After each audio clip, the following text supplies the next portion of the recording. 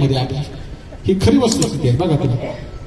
किंवा तुम्हाला आत्ता नव्हते आपल्या शिवाजीनगर भागात किंवा खडकी भागात एक 2 BHK फ्लॅट घ्यायचा आहे. आपल्याला साहेब मागचा अख्खं इतिहास बघावा लागतो की काय करू शकतो आणि काय नाही. शिवाजी राजाने 111 किल्ल्याचं बांधकाम केलं. किती? 111. त्यातला एक सिंहगड पण आहे तुमचा इथं जवळ पायथ्याशी. जवळचे सगळे गड जे जे ज्योत आणायला गेले होते ना, ते सगळे गड सिंधुदुर्ग स्वतः शिवाजीराजाने बांधला अख्खाच्या अख्खा दगडावर.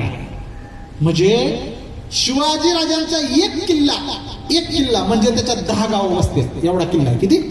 एक किल्ला म्हणजे त्याच्यात 10 गाव बसते एवढा किल्ला एक किल्ला आहे. असं शिवाजी महाराजांना आयुष्य फक्त 50 वर्षाचं मिळाले. किती?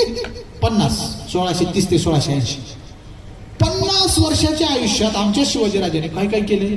3 लाखाची फौज उभा केली, 812 जहाजं उभ्या केली आणि 422 किल्ले जिंकले. त्यातले 111 किल्ले स्वतः बांधले, ज्यातला एक किल्ला म्हणजे 10 गाव. आम्ही 80 वर्ष जगायला लागलो. कुणी कुणी 100 पार करतोय. एवढा आधुनिक काळ आहे तरी सुद्धा आयुष्यभर काम करून आम्ही फक्त एक बंगला बांधतो ज्याच्यात तुमचा नातू सुद्धा राहू शकत नाही. मर्म आहे का नाही सांगा. आणि जावा शिवगडावर कधीच आहे अजून मी त्या पायरीवर चढताव की तुम्ही. आणि आपली घरं कुठं आहे ती? जा जुनी घरं बघा गावाकडे जाऊन राहिली ती का पहिली डासळली तिकडं माती झाली त्याची. म्हणून राजा श्रेष्ठ आहे की त्यांनी बांधलेलं बांधकाम आजही जसंच्या तसं आहे.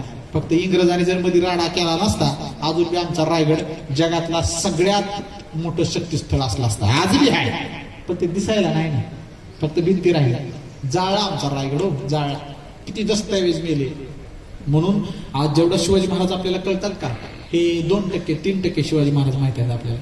अजून 99%, 98% महाराज दफन झाले त्या रायगडावरच. कारण तो इतिहासच आमच्यापर्यंत आणून दिला नाही. आणि हे तेव्हाच ज्यावेळेस असे वक्तृत्वाचे कार्यक्रम होते, प्रबोधनाचे कार्यक्रम होते. नाहीतर नंगाणा चालूच आहे, धांगड धिंगाणा चालूच आहे, भांडणं त्यांना चालूच आहे, खोटा इतिहास रुजवायला चालूच आहे. त्या रायगडावर तुम्ही कधी जावा, ज्याला व्यसन सोडायचे रायगडावर शिवाजी महाराजाच्या समाधीवर हात टाका आणि शपथ घ्या उद्यापासून व्यसन करणार नाही. खरंच शक्ती आहे त्या रायरी कादंबरीमध्ये माझं तेच लिहिलेलं आहे. सगळ्या युवकांना कसं मार्गदर्शन करायचं, इन्स्पायर करायचं ते त्याच्यामध्ये लिहिलं. लक्षात असू दे. आमच्या छत्रपती शिवाजी महाराजांनी स्त्री जन्माचं स्वागत केलं. शिवाजी राजांना पहिली पोरगी झाली होती. माता भगिनींनो, शिवाजी महाराजांना पहिली पोरगी झाली, तिचं नाव सकुबाई. फलटणच्या बजाजराज निंबाळकरांचा पोरगा महाधीराज निंबाळकरांना दिली. छत्रपती संभाजी महाराजांना सुद्धा पहिली पोरगी झाली, भवानी बाळ नाव होतं तिचं. हे का सांगितलं मी?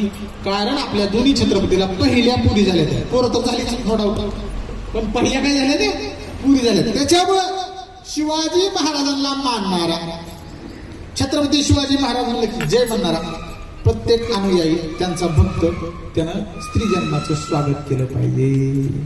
कारण महाराजाला पहिली पोरगी होती आणि त्यांनी स्वागत काय केलं? पहिली बेटी तूप रोटी, साक्षात तुळजाभवानी जन्माला आली. आणि तुझं बेटा तोंड मोड काय लागलं? पोरगी झाली पहिली म्हणून ह्यानं 2 दिवस जेवण केलं नाही, बायकोचं 5-6 दिवस तोंड बघितलं नाही, पुरीचं तर महिनाभर तोंड बघितलं नाही. आणि तीच पोरगी पण शाळेत गेली, 10वीत पहिला नंबर आणलाय आणि उद्घाटनाला सत्काराला ह्या बापाला पुढे बोलवलं. तीच बाप ज्यानं पुरीचं तोंड बघितलं नव्हतं महिनाभर, त्याच पुरीनं बापाला सन्मान प्राप्त करून दिलाय समाजात. हे होत, हे शिवचरित्र आहे. आम्हाला फक्त ते धागड दिना रक्ताच्या चिरकाड्या लढाया, अरे त्याच्यापेक्षा लय लांब आहे शिवचरित्र. शिवाजी या शब्दाचा अर्थ मी तुम्हाला जो सांगेल किंवा मीच तो तयार केला की आजपर्यंत शिवाजी म्हटलं की शिवाजी या नावाला उलट वाचलं तर जीवाशी असं होतं.